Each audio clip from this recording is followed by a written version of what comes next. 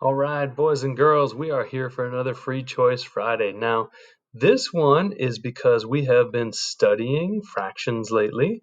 And check this out. This is called Digits Cyberdough. I got this from PBS Kids online, and I thought it was a pretty cool little activity where you get to practice some fractions, you get to practice a little math, and you get to make something. You get to make a recipe. Plus, you get to get a little messy in the process. So give it a try. Let's see how it is. This is called Digits Cyberdough. Okay, and let's read this first part here. Digit has a cool recipe for cyberdough. It's easy to make, fun to play with, and it has Hacker stumped. The recipe tells exactly how much salt to use, but Hacker can't figure out how much flour, water, and oil to add. Can you figure this out? So that's the thing. Now, this, of course, is a character from PBS Kids. And if you haven't checked that out, you should go check it out. It's a fun educational site. But check out what you need here. And this is where the math comes in. So salt, they give you that measurement right there. Check, right? You need a quarter cup or 4 tablespoons, all right? Now, flour, you now have to figure this out. 4 times the measure of salt, right? So you're going to say 4 times the measure of salt, right? So that's the next thing you're going to need. And then water is going to be the same amount as the flour. So that's going to be 4 times the measure. Ooh, no, sorry, that's going to be same as the amount of salt. So let me go ahead and see if I can get an eraser here. Yeah, no, we got to read these directions carefully, right? So water is going to be the same as the measurement of salt. Okay, so be careful when you read your directions. All right, now the other thing that you're going to try to get to here is you're going to check out your vegetable oil. That's going to be half the measure of salt, right? So you're going to figure out the measure of salt and you're going to use half of that amount, right? And then finally, food coloring. You're going to need a little bit of that as well, but not too much. All right, so let's check this out now.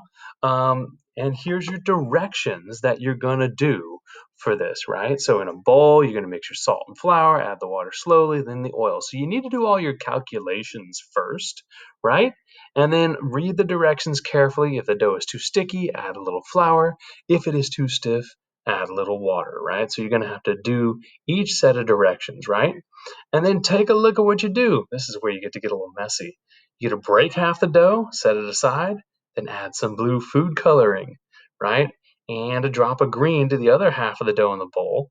And you got to work it in there till it's smooth. Now your hands are going to get messy, right? So they do say here that you might want to put on rubber gloves and an apron when mixing food colors. Up to you and your parents. You can work that out with them, all right? So that's pretty cool. And then finally, let me go ahead and see if I can clear the screen here. Good, we'll get rid of all those marks. And so this is what you're going to be working on, right? And then you're going to make the shapes for the body. So all of the math part is done. Now you get the fun part. And well, then maybe the math is fun. I think the math is fun, but you also get to do the fun part, which is actually creating your object, right? So you make the shapes for the body, right? And then you can make the cylinders and all those different things. So you have to read these directions, and I'll attach the directions to this video, okay? You're going to need some toothpicks in here, right? So, oh, that reminds me, all these other ingredients you need. So the ingredients were up here that we went through, but then there's all these other things that you're also going to need, right? Right here. So you're going to need to gather these things in addition to figuring out the measurement of the ingredients, okay? So here we go. We're going to go down here now, and they then give you step by step by step directions. So you have to follow directions really carefully, right? And you're going to use more food coloring down here. You're going to shape the body down there. These are all really cool. And actually, if you don't want to make this particular character, you could use these same directions and make something else as well. I would be totally curious about what you made, right? The last step is right here, and you do need to get an adult to help you, but here it is right there, right? Ask an adult to help you bake the character, right? You want to bake him at 300 for 40 to 45 minutes or until he's dry, and then let him cool. Use a black marker to add eyeballs, mouth, buttons and boots. All right, now here's the deal. Never use the oven without adult supervision, okay? But I think this would be a very fun one. And then they have directions for a different character, also from PBS Kids as well. So I do hope you give this a try. I was super excited to see this. It's like a cross between a math problem plus some baking plus some mixing, right? And just generally good, messy fun. So I do hope that this works out for you.